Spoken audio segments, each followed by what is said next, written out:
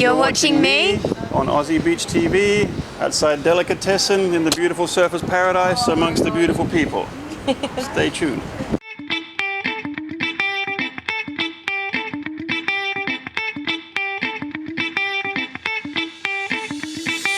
Aussie Beach TV. You're watching Aussie Beach TV. You're watching Aussie Beach TV. The hottest girls you will ever see.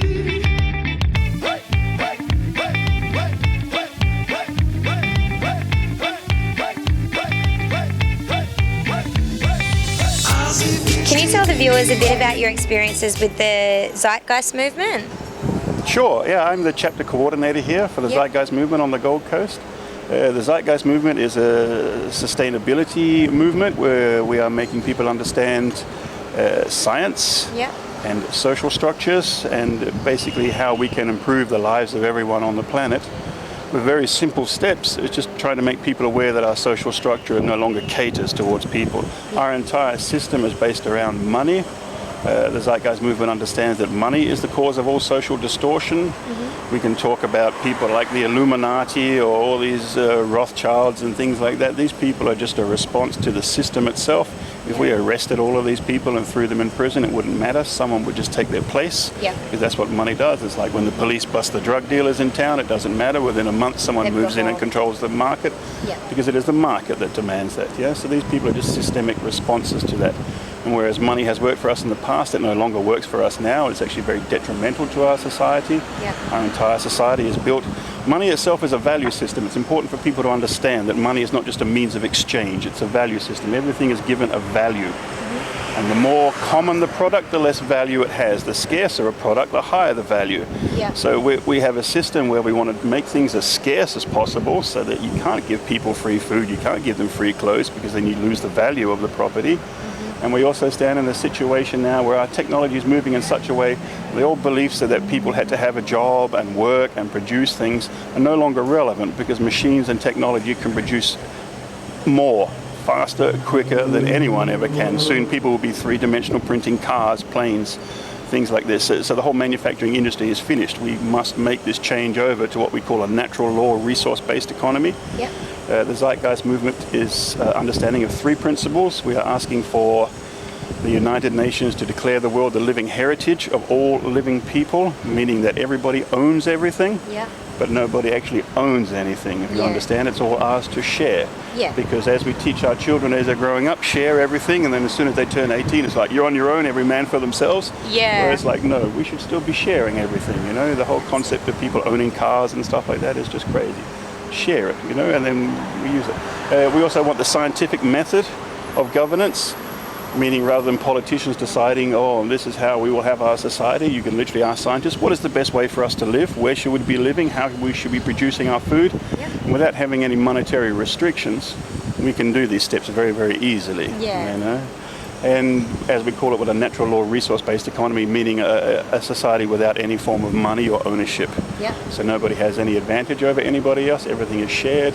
And you will find that once money is gone, literally 80% of all of our society, with all its flashing lights and advertising, literally vanishes overnight. As does war, as does poverty. You know, once people can no longer profit from these things, they quite simply vanish. Money makes everybody evil. Well, it doesn't make people evil in the sense that you can make steps. Of course. Well, the more money you get, the more amazing things that you can have. And people will want that. Of course, there's nothing wrong with that. But the problem is we need to move past that and understand, for a lot of people, it's not good to have so many things. I mean, what's the point of living in a massive mansion and having 10 cars? I mean, you don't need that. No one needs that. You know, let's share it all instead. So that's what we try and get people to understand. So with you being a small business owner and with the food industry, how do you feel about, let's say, for example, a guy got arrested for giving free food to a homeless person? Do you agree with that or not agree? I think that's shocking. I mean, come on. I mean, that's outrageous. And you can understand it from a monetary principle. They are working the principle. You cannot give people free food because you are taking then away money from the people who sell the product. I understand. It's like we have everybody mowing their lawns every weekend with their little Victor mowers and stuff like that. And it's like, wow, if we dug all of that up and planted food and everybody grew food as a community, you'd bring a great social cohesion. And you would have free food and everyone would eat healthily, you know, but you can't do that because Coles and Woolworths demand monetary multiplication. They must protect their right to control these products. And now the vegetables and everything are getting sprayed chemically Exactly. as well now, so it's really And that's not... because our entire agricultural industry is not set up to create food for people to eat. It is created to maximize profit, monetary multiplication. Again, money distorting what would naturally be a way for us to survive as a species, but we have this thing that places itself above the natural order. So everything is set up in that. That's why we have these massive agricultural farms, which is the most destructive way of growing anything. You deal with large-scale amounts of pests and plagues because all of a sudden the insects see, oh my God, jackpot, look at all this food, bang, and they hit into it. Whereas if we spread the food out and everybody controlled it within the area, you wouldn't have to worry about pesticides, because if some area got hit and wiped out, there's still plenty of other areas that could source the food and bring it into everybody. Food is very easy to grow. We are not teaching children how to grow food. We're not teaching children how to survive. I think in schools there should be a subject actually called life skills, because that's something they actually do need. Teach people how to cook, teach people how to grow food, you know, teach people how to be aware and how to relate to other people, you know. So then after the Second World War, everything's become monetary focused. So we no longer have our society, and we've put together a system of money which has no purpose other than multiplication. We have not sat down. If you have your life, you're planning for yourself, oh, I wish to do these following steps to reach this point. You know? But money has none of that. Money is just, this just must multiply. It doesn't, we haven't set it to say, okay, as we're using this system, it should provide people with housing and food and shelter and improve the lives of everybody, but it's not set up that way. It's just to multiply. And that's why we look at so much distortion, and why Abbott can still be talking about coal, and we can say we see how damaging it is, but we can't let the coal industry collapse because that'll collapse our economy and poverty and blah blah blah. The most important thing for people to remember is if the money disappears, everything you see around you is still here. This is still real, this is still tangible, it's still here. We are still here, people with minds are still here, love is still here. That's exactly right. Money, it's an illusion, it's all in our minds, it's just an illusion. And we need to move past it. We need to what is called a Type 1 society. And you can look in that, Google that. There's a lot of information about that. Carl Sagan. And if more people let go a bit of more technology, would be more social and be able to interact with more people? Yes and no. I mean, there's a lot of problems now. People say, oh, technology is antisocial and stuff like that. This is just a phase. For us as a species, remember, for literally for our entire existence, people would be born and nothing would change in their life at all. Nothing. They would live and die, and it would be the same. We suddenly have come into a situation where the last 40 to 50 years, you have this massive technological growth, and because technology doesn't grow like slowly like that, technology actually goes whoop like that. You know, and that's where we are now. We're right there, heading there, and that's why everything is collapsing around us, because our social system doesn't understand how it's going. And if we really look into what we're able of doing, we can easily feed everybody, house everybody, just like that, within moments. Very simple. We just need to make the choice. Everybody has to stop moving away from what they can do for themselves. Once you take care of people's basic needs, you suddenly find that, hey, I can help people. I'm not worried about having to pay my rent. I'm not worried about how I'm going to feed my kids. That's all taken care of. What can I do with my time? I can help these people here who need help. Because everybody wants to help. That's what we are as a species. Come on, we are still beautiful. We are still lovely people. And there's still hope. So from talking to you, Christopher, I can tell that you don't watch too much TV. So how do you find out all your information?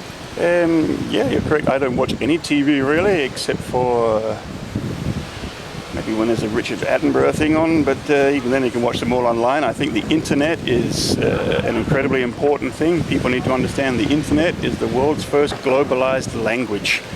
Okay, we are going through teething problems, and this is why they are trying to control the internet now, because they understand the power that this information has. I mean, people don't understand that you are walking around with your iPhone and people think, oh, this is great, and here's my dinner, and here's my boobs, and here's my selfie, and that's fine. But you carry in your hand access to more information than any king or queen or emperor or politician of the past. Okay, all of these people, Winston Churchill, all these people that people look back and think, oh, these are great people. You have more information at your hands than any of those people did. And it's there. You just have to reach out and take it. There are so many people sharing such important, powerful information. And not to make money, they are doing it for free. Yeah, you can always tell if someone's trying to help you because they will be doing it for free. Yeah. The Zeitgeist movement has an amazing channel on YouTube, TZM official channel, full of lectures and massive amounts of information for people to share and look at. It's all free, nothing is charged. The movies that we provide are all free. We also provide various dinners that we do and stuff like that. I do here to get like-minded people in with permaculture and stuff like Is that. that on certain days or nights? We or- try and organise stuff in the night time, definitely, and sit out here and just hang out and stuff. It's just also nice to be around other people who share the same views. Yeah. So you don't feel that you're alone in a sea of emptiness, you know? So it's important to bring people together. Yeah, turn off your TV. It's garbage. They control all of it. They brainwash you. They tell you exactly what to think, and they fill you with fear. Yeah. And while everybody is screaming about Ebola, there are more important issues that are actually real that we need to do about it. And it's weird now the American midterm elections are over and all of a sudden Ebola and ISIS have just vanished off the TV. Yeah, that is. It's just gone anymore. It's like, hey, what happened there, huh?